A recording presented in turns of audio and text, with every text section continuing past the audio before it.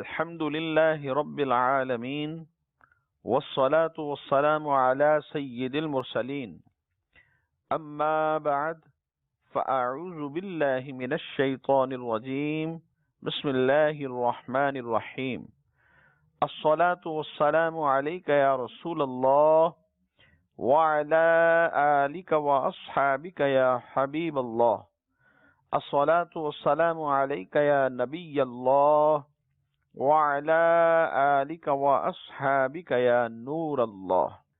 نبی پاک صلی اللہ تعالی علیہ وآلہ وسلم نے ارشاد فرمایا، من صلی علی کل یوم 50 مرہ صافحته یوم القیامہ او کما قال علیہ السلام۔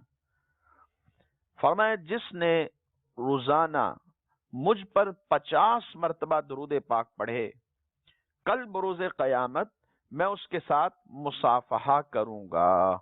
صلو علی الحبیب صلی اللہ تعالی علی محمد صلی اللہ علیہ وسلم۔ پیارے اسلامی بھائیوں، مدنی چینل کے ناظرین، ہم آج پھر اپنے سلسلے درس بخاری میں آپ کو خوش آمدید کہتے ہیں۔ ہمارے سلسلے درس بخاری میں آپ سن سکیں گے نبی کریم صلی اللہ تعالی علیہ وآلہ وسلم کی احادیث مبارکہ، اور معتمد شروحات کی روشنی میں یہ جان پائیں گے کہ نبی اکرم رسول محتشم صلی اللہ تعالی علیہ وآلہ وسلم کی اپنے اس فرمان سے کیا مراد پیش نظر رہی۔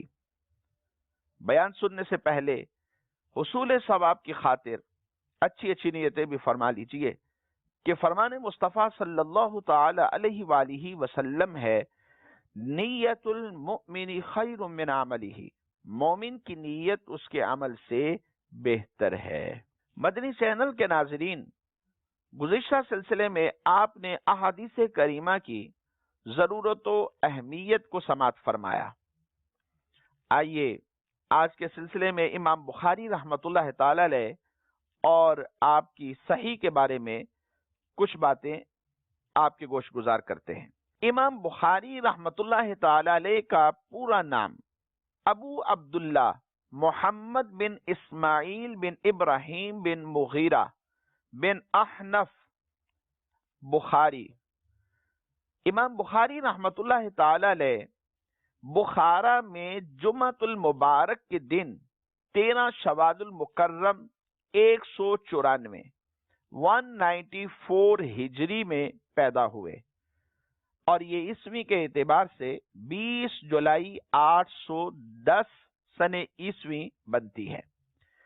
تاریخ بغداد اور تاریخ دمشق کبیر کے اندر یہ بات موجود ہے کہ ابو الحاتم الوراق یہ کہتے ہیں کہ میں نے ابو عبداللہ محمد بن اسماعیل بخاری رحمۃ اللہ تعالی علیہ سے پوچھا کہ آپ کب پیدا ہوئے؟ تو امام بخاری رحمۃ اللہ تعالی علیہ اپنے گھر میں اندر تشریف لے گئے۔ تھوڑی دیر کے بعد آپ واپس آئے تو آپ کے ہاتھ کے اندر ایک تحریر تھی جس کے اوپر یہ لکھا ہوا تھا، محمد بن اسماعیل 13 شوال بروز جمعہ 194 ہجری میں پیدا ہوئے، اور یہ آپ کے والد محترم کی تحریر تھی۔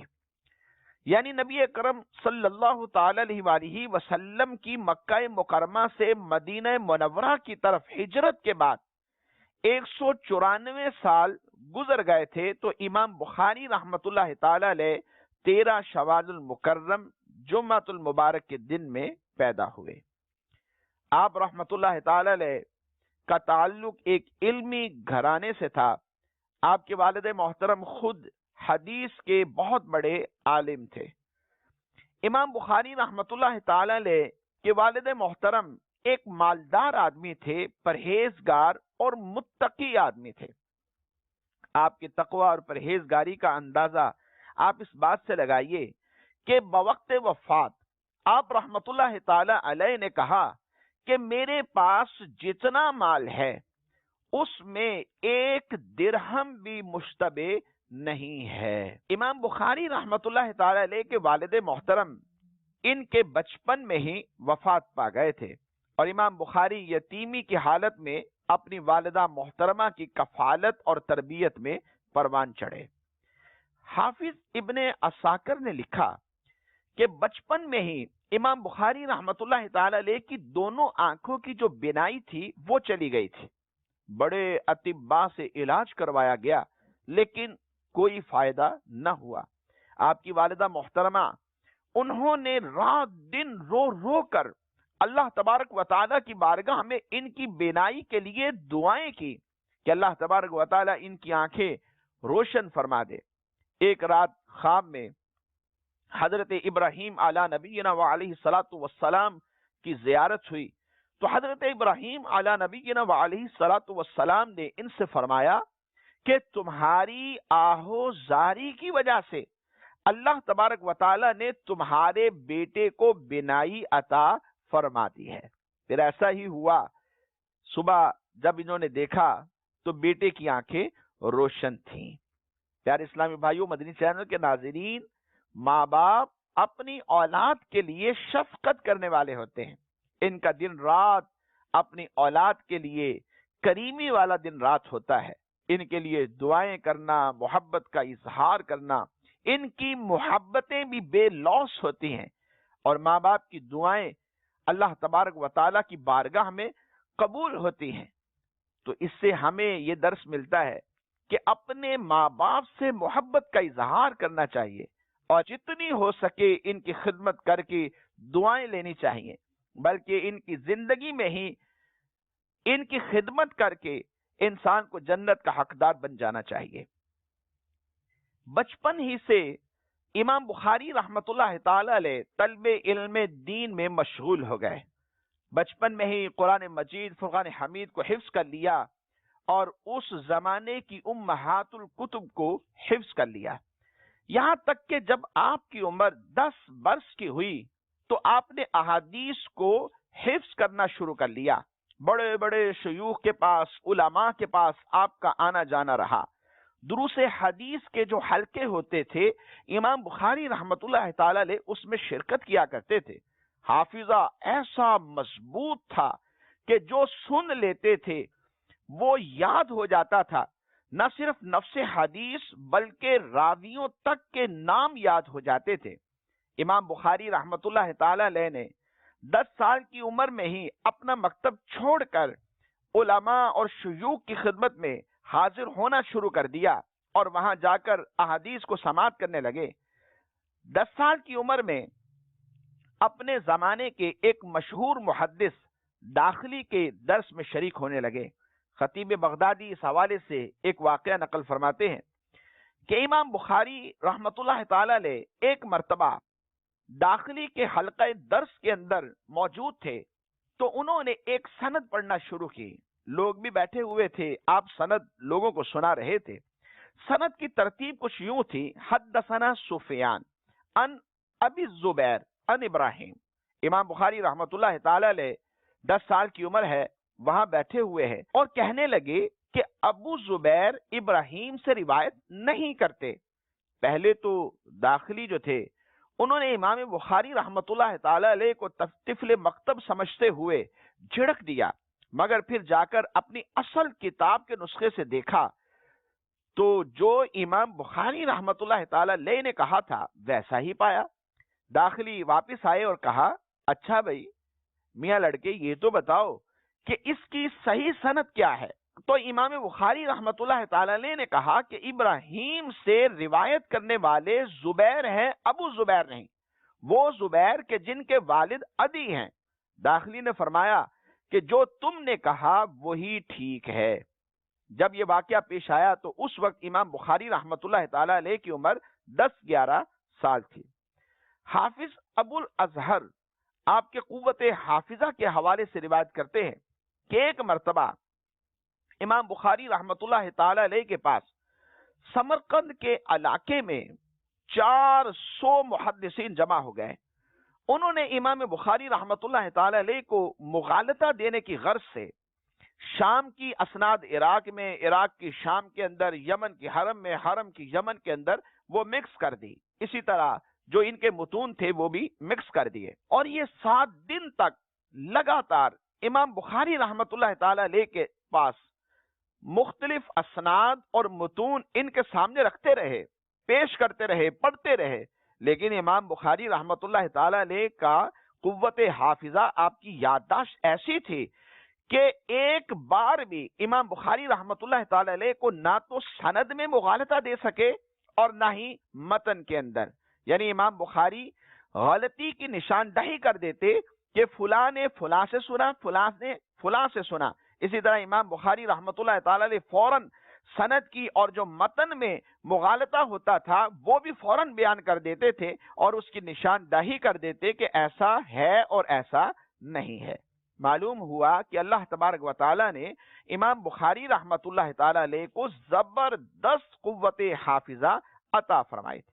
جب آپ کی عمر 16 برس کی ہوئی تو حضرت عبداللہ بن مبارک اور وکی بن جراح کی کتابوں کو بھی آپ نے حفظ کر لیا۔ طلب حدیث اور شیوخ سے ملاقات کی غرض سے اسلامی دنیا کے اسفار کیے، مختلف شہروں میں گئے، مختلف ملکوں کا سفر کیا، مختلف شیوخ سے آپ نے استفادہ کیا، مختلف علماء کے پاس پہنچے اور تقریباً 6 لاکھ احادیث امام بخاری رحمت اللہ تعالی علیہ نے جمع فرما لی۔ علم دین کے لیے جو پہلا سفر امام بخاری رحمت اللہ تعالی علیہ نے کیا، کم و بیش 20 سال عمر تھی، 216 ہجری میں پہلا سفر مکہ مکرمہ کی طرف کیا۔ امام بخاری رحمت اللہ تعالی علیہ نے خوب شہرت اور مقبولیت حاصل کی، ان کے ہم اثروں حتیٰ کہ ان کے شیوخ تک نے ان کا اعتراف کیا۔ ان کے بعد کے علماء نے حدیث اور علوم حدیث میں نہ صرف ان کو مانا بلکہ یہاں تک کہ انہیں امیر المؤمنین فی الحدیث کا لقب بھی دیا گیا۔ امام بخاری رحمت اللہ تعالی علیہ سے بہت سے کبار علماء و محدثین نے علم حاصل کیا، جن کے اندر امام مسلم بن حجاج القشیری رحمت اللہ تعالی علیہ کا نام پیش ہے۔ اسی طرح ابن خزیمہ، امام ترمذی رحمت اللہ تعالی علیہ اور دیگر ائمہ محدثین نے ان سے علم حاصل کیا۔ اخیر عمر میں امام بخاری رحمت اللہ تعالی علیہ پر کچھ آزمائش کا آغاز ہوا تو آپ نیشا پور اور بخارا سے سمرقند کی طرف ایک دیہات میں چلے گئے، وہیں آخری سانس تک بیماری کی حالت کے اندر مقیم رہے اور آپ رحمت اللہ تعالی علیہ 13 دن کم 62 سال کی عمر میں عید الفطر کی رات وہیں پر انتقال فرما گئے، اور پھر ہفتے کے دن بعد نماز ظہر آپ کی نماز جنازہ ادا کی گئی، اور آپ رحمت اللہ تعالی علیہ نے اپنی زندگی کی قدر کرتے ہوئے اپنی تالیفات میں بہت سا علمی ذخیرہ چھوڑا، اور اللہ تبارک و تعالی نے بہت بلند رتبہ ان کو عطا فرمایا۔ اور ہمیں اس سے یہ پتا چلا کہ کوئی بھی شخص اگر اپنی زندگی کی قدر کرتا ہے اور کوشش کرتا رہتا ہے، وقت کا ضیاع نہیں کرتا، تو اللہ تبارک و تعالی اس کی محنت پر اسے ثمرہ عطا فرماتا ہے۔ امام بخاری رحمت اللہ تعالی علیہ کی تالیف صحیح بخاری کا اصل نام الجامع المسند الصحیح المختصر من امور رسول اللہ صلی اللہ تعالی علیہ وآلہ وسلم وسننہ وایامہ ہے، جو بعد میں صحیح بخاری کے نام سے مشہور ہے۔ پہلے آپ نے جب اس کتاب کو لکھنا شروع کیا تو اس کا مسودہ تیار کیا، اور پھر اس کے بعد اس کا مبیدہ تیار کیا، اور پھر تیسرے نمبر پر اس کو حتمی شکل دے دی۔ امام بخاری رحمت اللہ تعالی علیہ نے اپنی صحیح میں جن احادیث کا انتخاب کیا وہ 6 لاکھ احادیث میں سے تھیں، اور ایک نہایت منفرد انداز اختیار کیا، اور جب بھی حدیث لکھنی ہوتی آپ حدیث لکھنے سے پہلے غسل کرتے، 2 رکعت نماز نفل ادا کرتے، پھر حدیث کی صحت کے بارے میں استخارہ کرتے، اور پھر اس حدیث کو اپنی صحیح کے اندر درج فرمایا کرتے تھے، اور پھر خود فرماتے ہیں کہ میں نے اپنی صحیح کو 16 سال کے عرصے کے اندر مکمل کیا ہے، اور صحیح ہونے کا التزام بھی فرمایا، اور فرمایا کہ ایسا نہیں کہ میرے پاس ان کے علاوہ احادیث نہیں تھی، احادیث تو تھی لیکن بڑی لمبی لمبی طویل احادیث تھی، اس لیے میں نے ان کو ترک کر دیا۔ اور یہ جو مسودہ ہے یعنی رف کام جو تھا یہ آپ نے شام میں، مصر میں، بخارا میں اور مکہ مکرمہ میں کیا، اور اس کی جو تبعید ہے وہ فائنل کام جو کیا وہ مسجد حرام میں بیٹھ کر کیا، اور پھر مدینہ منورہ روضہ رسول اللہ صلی اللہ تعالی علیہ وآلہ وسلم کے سائے میں بیٹھ کر تراجم ابواب درج کیے۔ اور جو امام بخاری رحمۃ اللہ تعالی علیہ یہ فرمایا کرتے تھے کہ میں نے 3 مرتبہ بخاری کو لکھا ہے، اس کا یہی مطلب ہے۔ امام بخاری رحمۃ اللہ تعالی علیہ کی کتاب کے اندر جو مرویات ہیں ان کی تعداد کے حوالے سے علماء میں اختلاف ہے۔ حافظ ابن صلاح کی تحقیق کے مطابق کل احادیث کی تعداد 7275 ہے، اور اگر مکررات کو بیچ میں سے حذف کر دیتے ہیں تو یہ کل 4000 رہ جاتی ہیں۔ اور حافظ الحدیث ابن حجر رحمۃ اللہ تعالی علیہ کی تحقیق کے مطابق کل تعداد 7397 ہے، اور معلقات، متتابعات اور دیگر احادیث کو اگر جمع کر لیا جائے تو یہ 9082 بن جاتی ہے، اور جب مکررات کو بیچ میں سے حذف کر دیا جاتا ہے تو یہ بعد میں احادیث مرفوعہ کی تعداد 2630 بن جاتی ہے۔ آپ اندازہ کیجئے کہ اگر ہم حافظ ابن صلاح کی تحقیق کے اوپر جاتے ہیں کہ آپ کی کتاب کے اندر 7275 احادیث ہے، تو اس کا مطلب یہ ہوا کہ ہر حدیث کو لکھنے سے پہلے 1 مرتبہ غسل کرنا، 2 رکعت نماز نفل پڑھنا، اور پھر اس کی صحت کے بارے میں استخارہ کرنا، تو گویا 7275 مرتبہ اس کتاب پر کام کرتے ہوئے آپ نے غسل فرمایا۔ کیا شاندار اہتمام ہے! اور اسی بات کو اگر ہم حافظ الحدیث ابن حجر رحمۃ اللہ تعالی علیہ کی تحقیق کے مطابق دیکھتے ہیں تو 7397 مرتبہ آپ نے غسل کا اہتمام فرمایا، اور ہمیں بتا دیا کہ احادیث پڑھتے ہوئے، احادیث سنتے ہوئے بہت زیادہ ادب کا اہتمام کیا جائے۔ صحیح بخاری کا شمار کتب جوامع میں بھی ہوتا ہے، یعنی ایسی کتاب جو اپنے فن حدیث میں تمام ابواب، احکام، عقائد، تفسیر، تاریخ، زہد و تقوی اور آداب وغیرہ تمام ابواب کے اوپر مشتمل اور جامع ہو۔ اس کتاب کو ایک خاص مرتبہ اور حیثیت حاصل ہے، اور حدیث میں 6 امہات الکتب یعنی صحاح 6 کے اندر اول مقام حاصل ہے۔ اسی طرح یہ کتاب کہی جاتی ہے اصح الکتب بعد کلام اللہ، یعنی قرآن پاک کے بعد سب سے صحیح کتاب جو ہے وہ بخاری شریف ہے۔ امام نووی رحمۃ اللہ تعالی علیہ آپ فرمایا کرتے تھے کہ علماء کا اس بات کے اوپر اتفاق ہے کہ کتاب اللہ کے بعد سب سے صحیح کتاب بخاری اور مسلم ہے۔ امام ذہبی رحمۃ اللہ تعالی علیہ نے فرمایا ہوا اجل کتب الاسلام وافضلها بعد کتاب اللہ، امام بخاری کی جامع صحیح کتاب اللہ کے بعد اسلام کی سب سے معتبر اور افضل کتاب ہے۔ علماء فرماتے ہیں کسی وبا، کسی مصیبت، کسی پریشانی کے موقع پر اگر بخاری شریف کو پڑھا جائے تو اللہ تبارک و تعالی اس وبا سے، اس مصیبت سے، اس پریشانی سے بندوں کو نجات عطا فرماتا ہے۔ بلکہ یہاں تک فرمایا کہ جس گھر کے اندر بخاری شریف رکھی ہوئی ہوتی ہے اللہ تبارک و تعالی اس گھر میں بھی برکت پیدا فرماتا ہے۔ اس کتاب نے امام بخاری رحمۃ اللہ تعالی علیہ کی زندگی کے اندر ہی بڑی شہرت حاصل کر لی۔ بیان کیا جاتا ہے کہ اس کتاب کو تقریباً 70,000 سے زائد لوگوں نے امام بخاری رحمۃ اللہ تعالی علیہ سے پڑھا اور سماع کیا۔ اس کی شہرت اس زمانہ میں عام ہو گئی تھی، ہر 4 جانب خصوصاً اس زمانہ کے علماء میں اس کتاب کو توجہ اور مقبولیت حاصل ہو گئی تھی، چنانچہ بے شمار کتابیں اس کی شرح کے اندر لکھی گئی۔ علماء فرماتے ہیں کم و بیش 82 سے زائد کتابیں ہیں جو اس کتاب صحیح بخاری کی شرح میں لکھی گئی۔ آپ رحمت اللہ تعالی علیہ 13 دن کم 62 سال کی عمر میں عید الفطر کی رات اس دنیا سے 256 ہجری میں رخصت ہو گئے، اور اپنی تالیفات میں بخاری شریف کے علاوہ بھی آپ نے بہت سا علمی خزانہ چھوڑا ہے۔ امام بخاری کی صحیح بخاری کے علاوہ دیگر کئی تصانیف ہیں جن میں سے مشہور تاریخ کبیر ہے، اور اسی طرح الادب المفرد جس میں آپ رحمت اللہ تعالی علیہ نے نبی کریم صلی اللہ تعالی علیہ وآلہ وسلم کی زندگی پر لکھا ہے۔ پیارے اسلامی بھائیوں، مدنی چینل کے ناظرین، ہمارے آج کے سلسلے کا وقت اختتام کو پہنچا۔ آئندہ تک کے لیے اجازت دیجیے۔ اللہ تبارک و تعالی ہم سب پر رحم و کرم فرمائے، آمین بجاہ النبی الامین صلی اللہ تعالی علیہ وآلہ واصحابہ وبارک وسلم۔